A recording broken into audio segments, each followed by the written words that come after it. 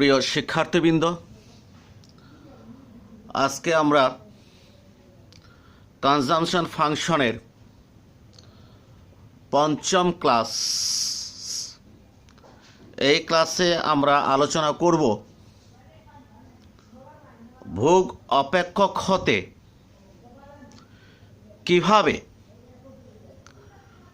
সঞ্চয় অপেক্ষক বের করা যায়। ভোগ অপেক্ষক হতে সঞ্চয় অপেক্ষক বের করার জন্য প্রথমেই আমি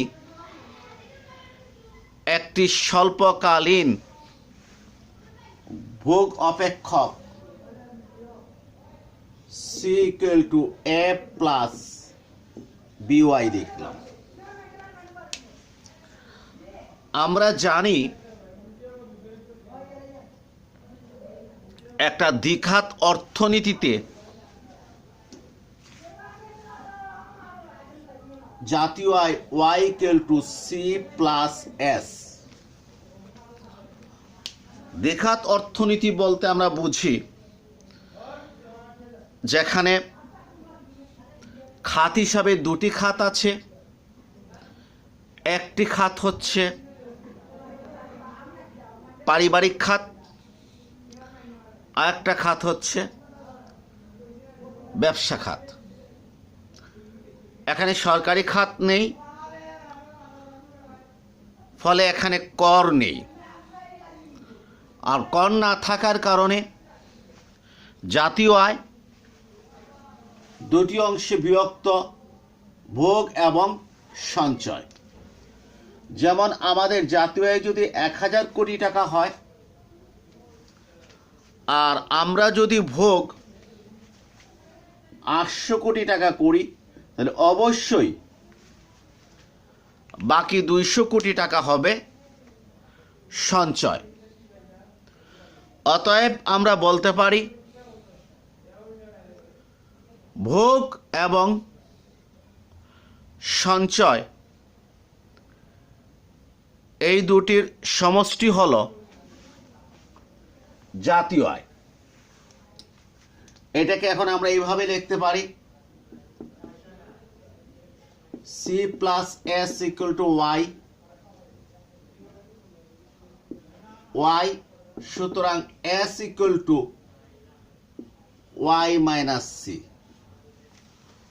অর্থাৎ C+S-টা আগে লিখলাম, ওয়াইটাকে পরে লিখলাম। এরপরে আমরা লিখতে পারি S=C-টা ডান দিকে চলে গেলে Y-C, or S=Y-C-র জায়গায় কত আছে? A+BY।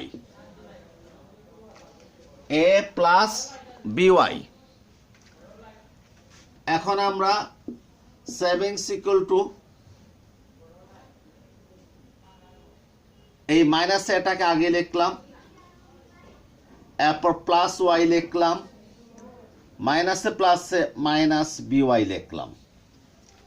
আমি আবার বলছি, মাইনাস এটাকে আমরা আগে লিখলাম, এরপর প্লাস ওয়াইটা লিখলাম, এরপর মাইনাসে প্লাসে -BY লিখলাম। সুতরাং S=-A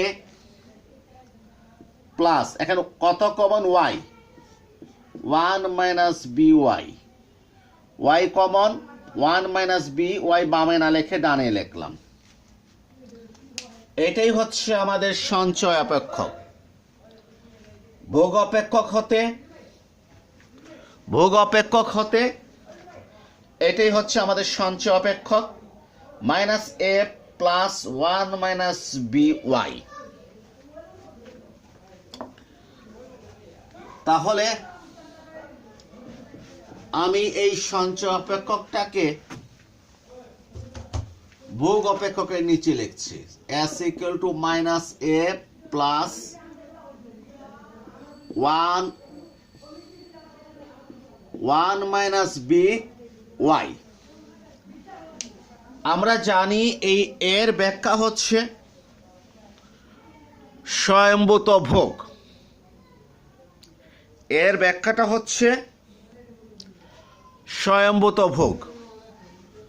তাহলে সঞ্চয় অপেক্ষকে এই স্বয়ংভূত ভোগের মানটা ঋণাত্মক হচ্ছে। এর কারণটা কি? এর কারণটা একটু ব্যাখ্যা করছি। এ যদি ৫,০০০ টাকা হয়, এর অর্থ হচ্ছে একজন ব্যক্তির আয় শূন্য হলেও স্বয়ংভূত ভোগ এ মানে ৫,০০০ টাকা, অর্থাৎ আয় না থাকলেও তার ভোগ ব্যয় হচ্ছে ৫,০০০ টাকা। এটা হচ্ছে একটি ন্যূনতম ভোগ। এখন যেহেতু আয় না থাকলে ভোগ ৫,০০০ টাকা, তাহলে এই ভোগটা কিভাবে সংগঠিত হচ্ছে? ভোগটা সংগঠিত হচ্ছে পূর্বের সঞ্চয় ভেঙে অথবা কারো কাছ থেকে ঋণ করে।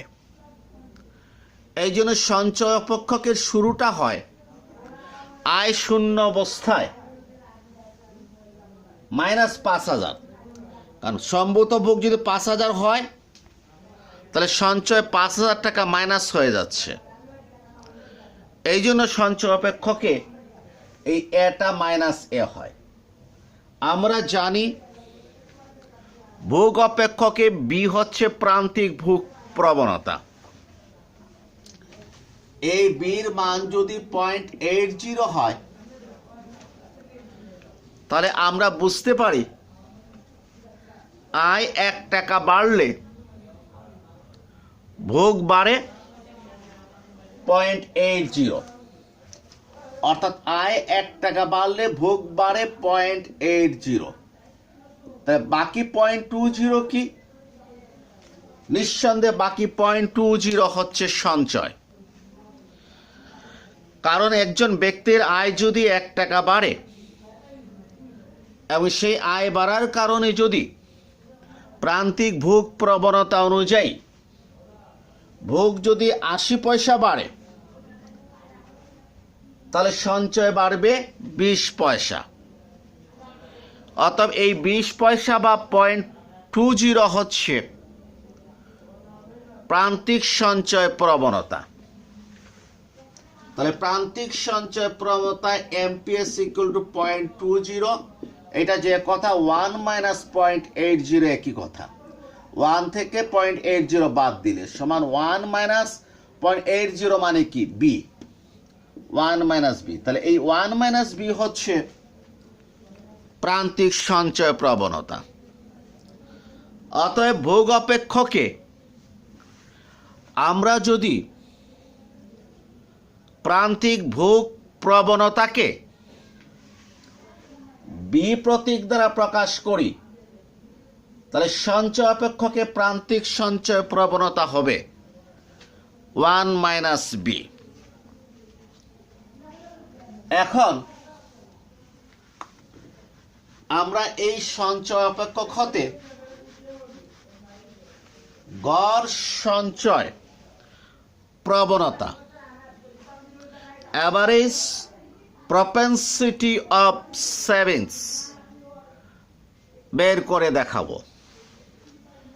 গড় সঞ্চয় প্রবণতা এপিএস পেতে হলে আমাদেরকে সঞ্চয়কে আয় দ্বারা ভাগ করতে হবে। কারণ গড় ভোগ প্রবণতা হচ্ছে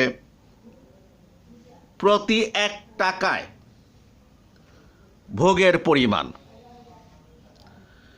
তাহলে গড় সঞ্চয় প্রবণতা হচ্ছে প্রতি ১ টাকায় গড় সঞ্চয়ের পরিমাণ। যেহেতু প্রতি ১ টাকায় গড় সঞ্চয় পরিমাণ হচ্ছে এপিএস, সেজন্য এপিএস বের করার জন্য আমাদেরকে সঞ্চয় অপেক্ষককে আয় ধারা, জাতীয় আয় দ্বারা ভাগ করতে হবে। এটা ভাগ করলে আমরা ফলাফল পাচ্ছি minus A divided by Y. এখানে যে ওয়াই দিয়েছি ওয়াই লিখলাম, plus 1 minus B Y divided by Y, Y দ্বারা ভাগ করেছে, এইটা নিচে ওয়াই, এইটা নিচে ওয়াই। সুতরাং এপিএস ইকুয়াল টু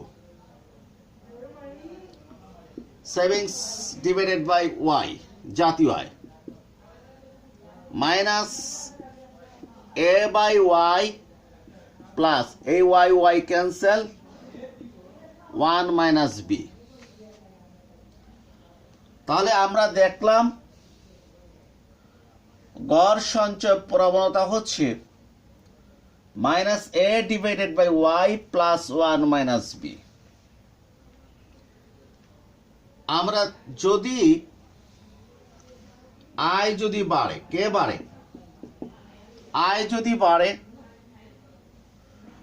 তাহলে এই এ বাই ওয়াই হ্রাস পাবে, এ বাই ওয়াই হ্রাস পাবে, কারণ আয়টা এখানে হরে অবস্থিত, এটা বাড়লে পুরো মানটা হ্রাস পাবে। হ্রাস পাচ্ছে কে? মাইনাস মানটা হ্রাস পাচ্ছে। 1 মাইনাস বি মানটা স্থির, কারণ বি স্থির, 1 মাইনাস বি মানটা স্থির। আয় বৃদ্ধি পেলে এই মানটা হ্রাস পাচ্ছে। আর একটা মাইনাস মান যদি হ্রাস পায় তাহলে এই এপিএস এর মানটা বাড়বে, গড় সঞ্চয় প্রবণতা বাড়বে। আমি আবারও বলছি, আয় যদি বৃদ্ধি পায় তাহলে এই অংশটা হ্রাস পাবে। এবং কে হ্রাস পাচ্ছে?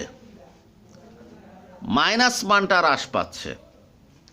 আর যেহেতু এই অংশটা স্থির, তাহলে মাইনাস অংশ যদি হ্রাস পায় তাহলে এই এপিএসটা বাড়বে। যেমন 10 থেকে 6 বিয়োগ করলে 4, আর 10 থেকে 3 বিয়োগ করলে এই রেজাল্ট হচ্ছে 7। এই যে 6 থেকে 3 মাইনাস 6 মাইনাস 3, এই 6 থেকে 3 হ্রাস পাওয়ার কারণে, মাইনাস অংশটা হ্রাস পাওয়ার কারণে টোটাল মানটা বেড়ে যায়।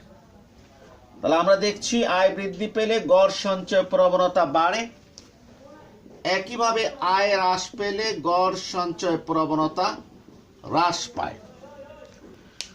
তাহলে গড় সঞ্চয় প্রবণতা অর্থাৎ সঞ্চয় এবং আয়ের অনুপাত, এটা আয় বৃদ্ধির সাথে সাথে বৃদ্ধি পায়, আবার আয় হ্রাস পেলে হ্রাস পায়, অর্থাৎ একইমুখী সম্পর্ক। আমরা দেখেছিলাম গড়ভোগ প্রবণতাতে আয় বৃদ্ধি পেলে গড়ভোগ প্রবণতা হ্রাস পায়, আর গড় সঞ্চয় প্রবণতাতে আমরা দেখেছি আয় বৃদ্ধি পেলে গড় সঞ্চয় প্রবণতা বৃদ্ধি পায়। প্রান্তিক সঞ্চয় প্রবণতা, যেটা আমরা আগে আলোচনা করেছি, সেটা হচ্ছে 1 মাইনাস বি। আমি যদি বীজগাণিতিক পদ্ধতিতে বের করতে চাই তাহলে প্রান্তিক সঞ্চয় প্রবণতা এমপিএস ইকুয়াল টু সেভিংসকে জাতীয় আয়ের সাপেক্ষে ডিফারেন্সিয়েশন করতে হবে, এটা 0 হয়ে যাবে, এটা 1 থাকে কত? 1 মাইনাস বি, অর্থাৎ প্রান্তিক সঞ্চয় প্রবণতা 1 মাইনাস বি। যেহেতু বি স্থির মান, 1 মাইনাস বিও হচ্ছে স্থির মান। এখন প্রশ্ন হলো গড় সঞ্চয় প্রবণতা এবং প্রান্তিক সঞ্চয় প্রবণতা, এই দুটির ভিতরে কোনটির মান বড় হয়? আমরা দেখি 1 নম্বরে গড় সঞ্চয় প্রবণতা, 2 নম্বরে প্রান্তিক সঞ্চয় প্রবণতা। দুই জায়গাতেই 1 বাই বি আছে, দুই জায়গাতে কে আছে? 1 বাই বি। 1 নম্বরে এক্সট্রা আছে এ বাই ওয়াই, তাও মাইনাস। এ বাই ওয়াইটা কি হবে? মাইনাস। অর্থাৎ দুই জায়গাতে মনে করি 0.8 আছে, 1 বাই বি ধরি কত? 0.8। আর এপিএসে আছে এ বাই ওয়াই এটা মাইনাস, অর্থাৎ -0.22, +0.8 -0.2 সমান কত? 0.6। তাহলে কে ছোট হয়ে যাচ্ছে? এপিএস ছোট হচ্ছে আর এমপিএস কি হচ্ছে? বড় হচ্ছে। আবারও বলছি, উভয় জায়গাতে 1 - b আছে, কিন্তু গড় সঞ্চয় প্রবণতাতে 1/b এর সাথে a বাই ওয়াইটা মাইনাস হবে, ফলে স্বাভাবিকভাবে এপিএসটা ছোট হয়ে যাবে কার চেয়ে? এমপিএস এর চেয়ে। অর্থাৎ আমরা সঞ্চয় অপেক্ষকে দেখেছি গড় সঞ্চয় প্রবণতার মান প্রান্তিক সঞ্চয় প্রবণতার চেয়ে ছোট হয়। প্রান্তিক সঞ্চয় প্রবণতার চেয়ে ছোট হয়। আমরা ভোগ অপেক্ষকে দেখেছি গড় ভোগ প্রবণতা এপিসি গ্রেটার দেন প্রান্তিক ভোগ প্রবণতা এমপিসি, কিন্তু সঞ্চয় অপেক্ষকে দেখেছি গড় সঞ্চয় প্রবণতা এপিএস স্মলার দেন প্রান্তিক সঞ্চয় প্রবণতা এমপিএস। এখন আমরা একটা সঞ্চয় রেখা আমরা অঙ্কন করব। তো সঞ্চয় রেখা অঙ্কন করার পূর্বে আমরা ইতিপূর্বে 45 ডিগ্রি রেখা অঙ্কন করেছি, ব্যাখ্যা করেছিলাম এর আগের একটা ক্লাসে। আবারও আমি একটু 45 ডিগ্রি রেখা সম্পর্কে ধারণা দেব, তারপর আমি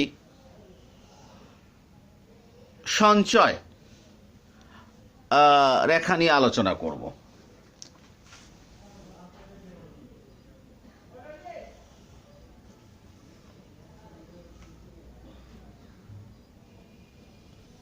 এইটা হচ্ছে 45 ডিগ্রি রেখা।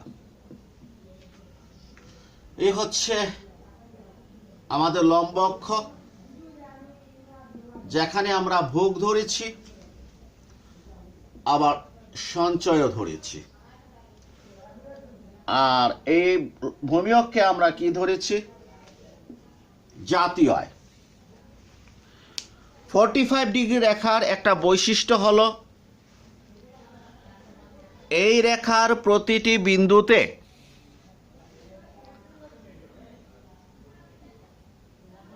লম্ব দূরত্ব এবং ভূমি দূরত্ব পরস্পর সমান হয়। আমি আবারও বলছি, 45 ডিগ্রি রেখার বৈশিষ্ট্য হলো এই রেখার প্রতিটি বিন্দুতে ভূমি দূরত্ব এবং লম্ব দূরত্বর মান সমান হয়। অর্থাৎ এই বিন্দুতে ভূমি দূরত্ব লম্ব দূরত্ব সমান হবে, আবার এই বিন্দুতে এই লম্ব দূরত্ব এবং এই ভূমি দূরত্ব পরস্পর সমান হবে। এখন আমরা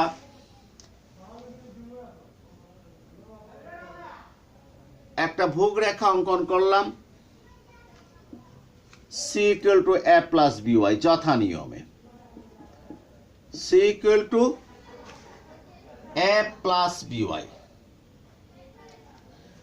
এই ভোগ রেখাটা 45 ডিগ্রি রেখাকে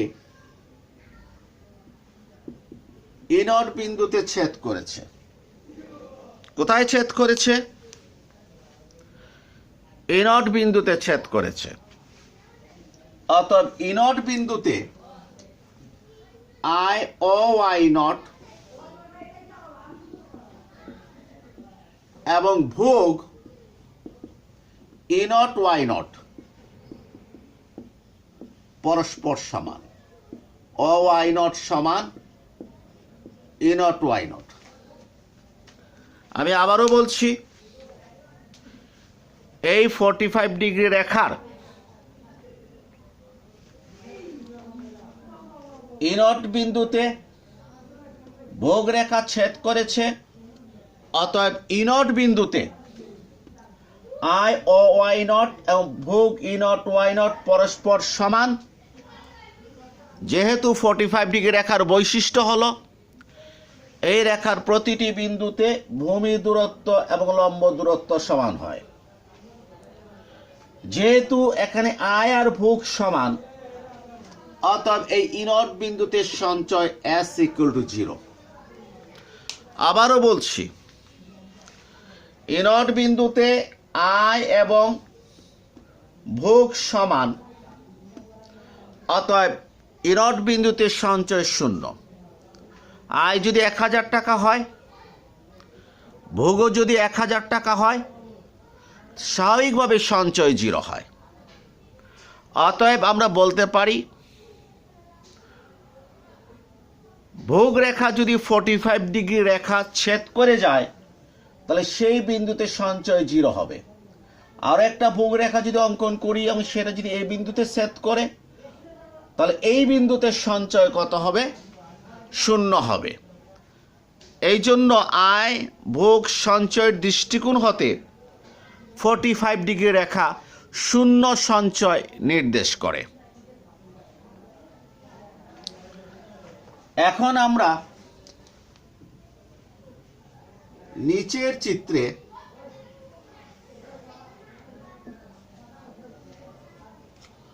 সঞ্চয় রেখা অঙ্কন করব। কোথায়? নিচের চিত্রে।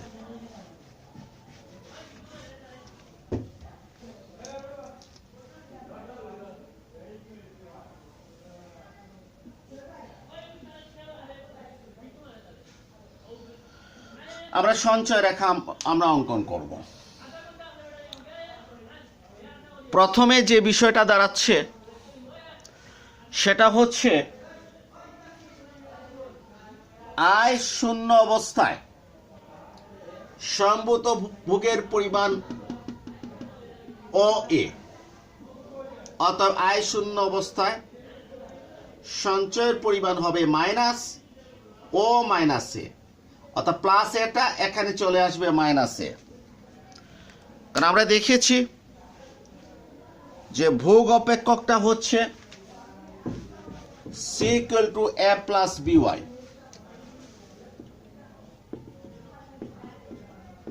এবং সঞ্চয় অপেক্ষক হচ্ছে -A + 1s BY, অর্থাৎ ভোগ অপেক্ষকের এটা সঞ্চয় অপেক্ষকে -A। স্বাভাবিকভাবে I0 হলে ভোগ যদি A হয় তাহলে I0 হলে সঞ্চয় হবে -A। এই জন্য এই এর অবস্থানটা মূলবিন্দুর নিচে হবে, কারণ মূলবিন্দুর নিচে লম্ব দূরত্ব ঋণাত্মক হয়।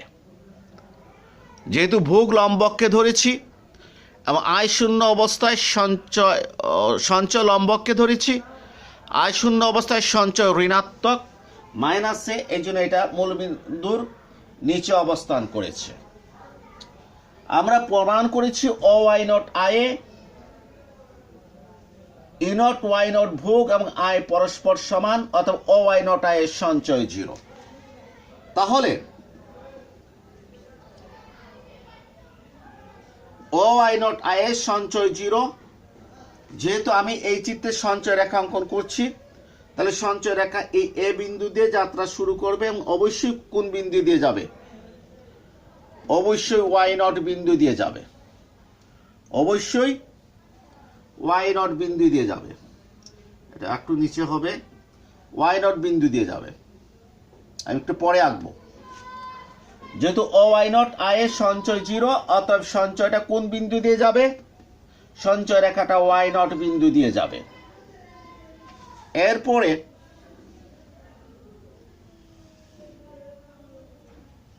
OY1 আয়ে ভোগ হচ্ছে E1 Y1, ভোগ হচ্ছে E1 Y1। তাহলে সঞ্চয় কত? সঞ্চয় E2 Y1। এই E2 Y1টা হচ্ছে কি? সঞ্চয়, বা E2 E1টা হচ্ছে সঞ্চয়। কেন সঞ্চয়? OY1 I যে কথা, E2Y1 একই কথা। কারণ 45 ডিগ্রি রেখা অনুযায়ী ভূমি দূরত্ব এবং লম্ব দূরত্ব পরস্পর সমান প্রত্যেকটা বিন্দুতে। OY1 I যে কথা, E2Y1 একই কথা। ভোগ রেখা অনুযায়ী ভোগের পরিমাণ হচ্ছে E1Y1। সঞ্চয় কত? E2E1। আমি OY1 I এ সঞ্চয় ঠিক এতটুকু কেটে নিলাম, এটাকে নাম দিলাম F2 বিন্দু দ্বারা। অর্থাৎ E2E1 সমান E2E1 সমান নিচের চিত্র হচ্ছে F2Y2। F2Y2। এখন আমরা ভোগ রেখা অঙ্কন করব। এই বিন্দুগুলো সঞ্চয় রেখা অঙ্কন করব।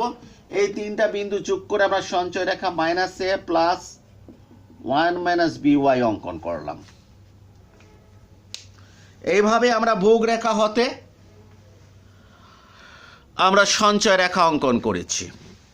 প্রথমত আয় শূন্য অবস্থায় ভোগ এ স্বয়ংভূত, অতএব সঞ্চয় হচ্ছে -a। আয় OY0 হলে ভোগ E0 Y0।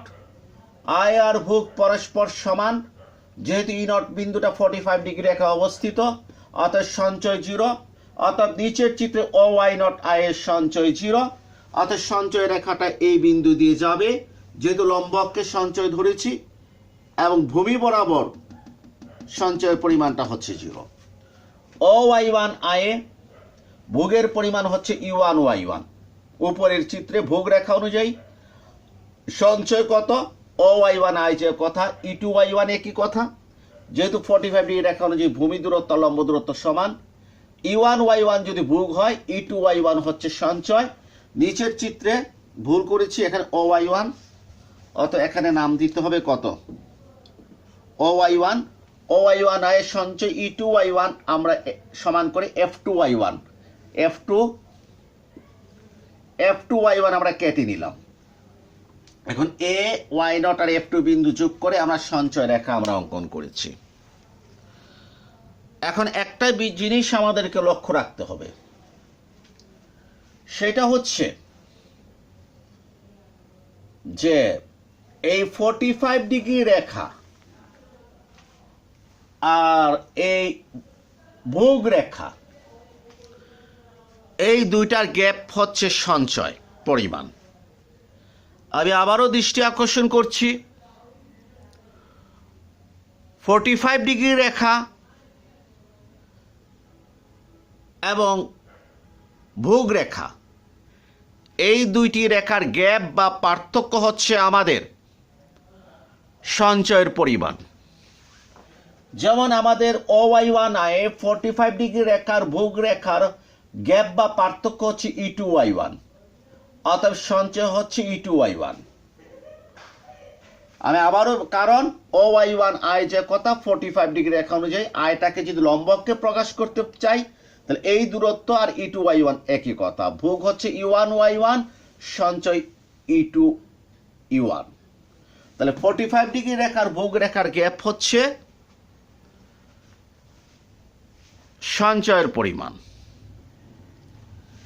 এখন আমি আলোচনা করব, এটা একটা ইম্পর্টেন্ট প্রশ্ন, জাতীয় বিশ্ববিদ্যালয়ে আসে। সেটা হচ্ছে APC প্লাস APS, অর্থাৎ গড় ভোগ প্রবণতা এবং গড় সঞ্চয় প্রবণতা। APC plus APS equal two 1। অর্থাৎ আমি আলোচনা করব গড় ভোগ প্রবণতা এবং গড় সঞ্চয় প্রবণতা, এই দুটির সমষ্টি হচ্ছে 1। প্রথমে আমি বিষয়টা চিত্রের মাধ্যমে ব্যাখ্যা করার চেষ্টা করব। তখন কিন্তু এই নিচের চিত্রের প্রয়োজন নাই। এই প্রশ্নের উত্তরের জন্য নিচের চিত্রের কোনো প্রয়োজন নাই। আমাদের যে স্বল্পকালীন ভোগরেখা আছে, এই স্বল্পকালীন ভোগরেখাতে আমরা ধরে নিলাম আমাদের আয়ের পরিমাণ হচ্ছে OY1 OY1, অর্থাৎ তাহলে এই OY1 আয়ে আমাদের ভোগ হচ্ছে কত?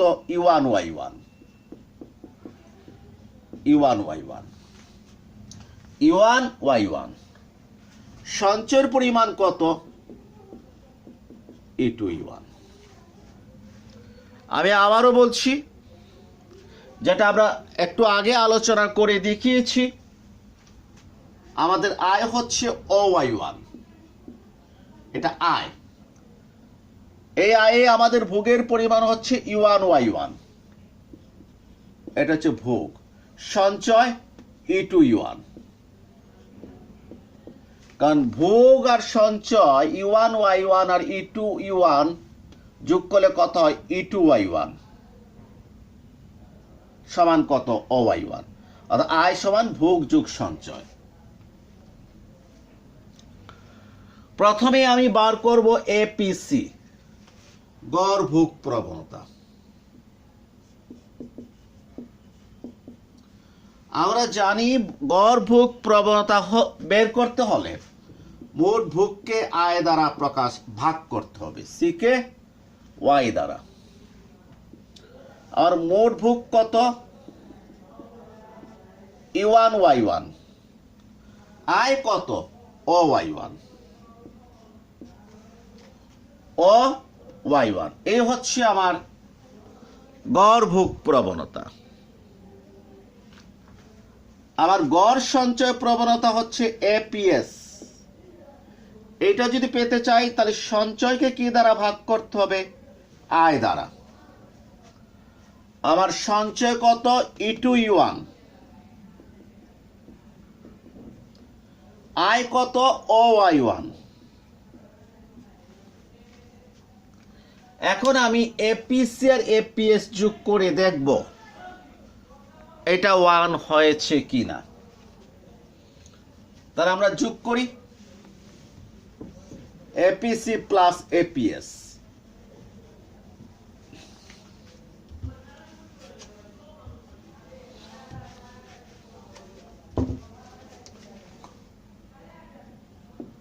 লেফট হ্যান্ড সাইড সমান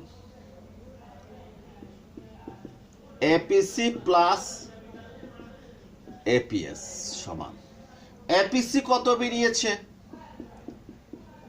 U1Y1 divided by OY1। R APS বেরিয়েছে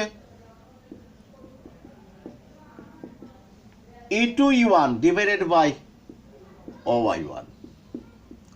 দুই জায়গাতে লসাগু কত? OY1। তাহলে উপরে U1Y1 যা আছে তাই থাকবে, যেহেতু হর আর লসাগু সেম। আর এখানে E2E1 যা আছে তাই থাকবে। এখন আমরা একটু ভালো করে চিত্রের দিকে তাকাই। নিচে কত আছে? OY1 আর U1Y1, এই যে এই U1Y1 যোগ E2E1 মানে E2E1। আবারও বলছি, U1Y1 এর সাথে যোগ হবে E2E1।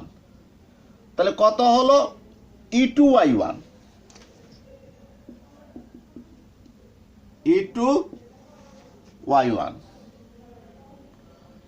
সমান 1 সমান রাইট হ্যান্ড সাইড। 1 কেন হলো? যেহেতু OY1 সমান E2Y1, যেহেতু OY1 সমান কি? E2Y1। আমি ব্যাখ্যা করছি, U1Y1 এর সাথে E2E1, U1Y1 এর সাথে E2E1 যোগ করলে রেজাল্ট হচ্ছে E2Y1। এরপর এই দুইটা যেহেতু সেম, কাটাকাটি গিয়ে 1 হয়েছে। কেন সেম হয়েছে? কারণ একটু আগে আমি বলেছি 45 ডিগ্রি রেখার বৈশিষ্ট্য হলো এই রেখার প্রতিটি বিন্দুতে ভূমি দূরত্ব এবং লম্ব দূরত্ব পরস্পর সমান হয়। তাহলে এই 45 ডিগ্রি রেখার E2 বিন্দুতে ভূমি দূরত্ব OY1 আর লম্ব দূরত্ব E2Y1 পরস্পর সমান। OY1 আর E2Y1 যদি পরস্পর সমান হয় তাহলে কাটাকাটি গিয়ে কত হয়েছে? 1 হয়েছে রাইট হ্যান্ড সাইড। অর্থাৎ প্রমাণিত হলো APC plus APS equal two 1। অর্থাৎ গড়ভোগ প্রবণতা এবং গড় সঞ্চয় প্রবণতার সমষ্টি হচ্ছে 1। এটা আমি স্বল্পকালীন ভোগ অপেক্ষক এবং সঞ্চয় অপেক্ষক হতেও বীজগাণিতিক পদ্ধতিতে প্রমাণ করতে পারি। সেটা হচ্ছে ভোগ অপেক্ষক C equal to A plus BY। সুতরাং APC গড়ভোগ প্রবণতা C কে Y দ্বারা ভাগ করব। C এর কয় পার্ট আছে? 2 part, AY plus BY by Y। সুতরাং APC equal to A by Y plus YY কাটাকাটি B ডট ডট কয় নাম্বার? 1 নাম্বার। আমরা জানি সঞ্চয় অপেক্ষক minus A plus 1 minus BY। গড় সঞ্চয় প্রবণতা APS equal to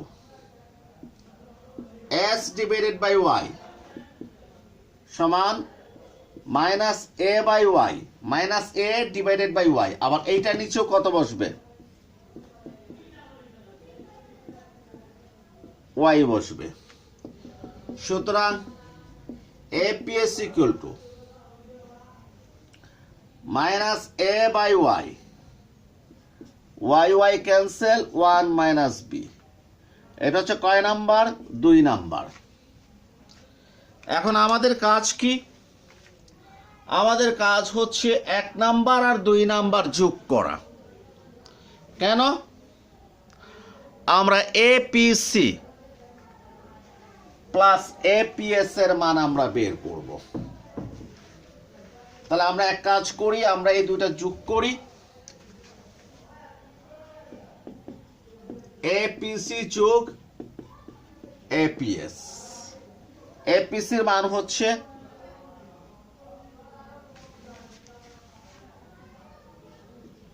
minus A1।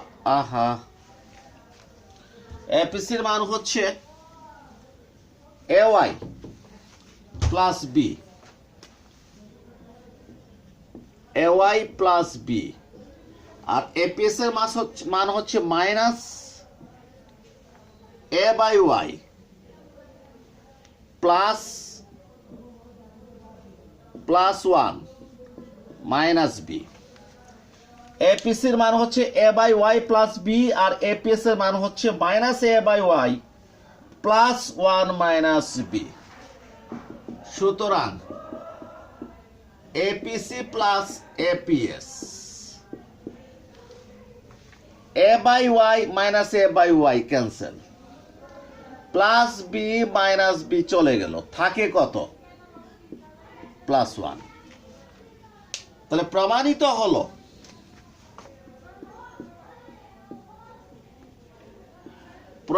হলো APC প্লাস APS অর্থাৎ গড় ভোগ প্রবণতা এবং গড় সঞ্চয় প্রবণতা এই দুটির সমষ্টি হচ্ছে 1। এ থেকে আমরা একটা ধারণা পেলাম, যদি আমাদেরকে APC এর মান দেওয়া থাকে আমরা APS এর মান বের করতে পারবো। যদি আমাকে বলা হয় APC equal to 0.87 এপিএস কত, সাথে সাথে আমি লিখব APC plus APS equal two 1। APC কত 0.87 plus APS equal two 1 or APS equal two 1 minus 0.87। সুতরাং এপিএস ইকুয়াল টু 0.13। অর্থাৎ এই কনসেপ্ট থেকে আমরা জানতে পারলাম যদি আমাদেরকে গড়ভোগ প্রবণতার মান দিয়ে দেয় আমরা গড় সঞ্চয় প্রবণতার মান বের করতে পারবো। সেটা কিভাবে? APC plus APS equal two 1। APC হচ্ছে 0.87, এপিএস 0.87 ডানে চলে গেল এবং এপিএস এর মান বের হলো 0.13। একইভাবে আমাকে যদি এপিসির মান না দিয়ে যদি এপিএস এর মান দিত আমরা এখানে এপিএস এর মান বসাতাম আর এপিসির মান আমরা বের করতে পারতাম। তাহলে আজকে আমরা সঞ্চয় ভোগ অপেক্ষক হতে আমরা সঞ্চয় অপেক্ষক বের করেছি, তারপর সঞ্চয় অপেক্ষকের চিত্র আমরা দেখেছি, এরপর আমরা এপিএস এবং এমপিএস নিয়ে আলোচনা করেছি। আমরা APC plus APS equal two 1 প্রমাণ করেছি। আমরা আগামী ক্লাসে amps plus MPC plus amps equal to 1 এবং অন্যান্য বিষয় নিয়ে আলোচনা করব এবং আশা করি আগামী 6 নম্বর যে ক্লাস সেই ক্লাসের মাধ্যমে আমরা ভোগ অপেক্ষক এই অধ্যায়টা আমাদের শেষ হয়ে যাবে। আগামী ক্লাসে আসার আগ পর্যন্ত সবার কাছ থেকে ধন্যবাদ দিয়ে বিদায় নিচ্ছি।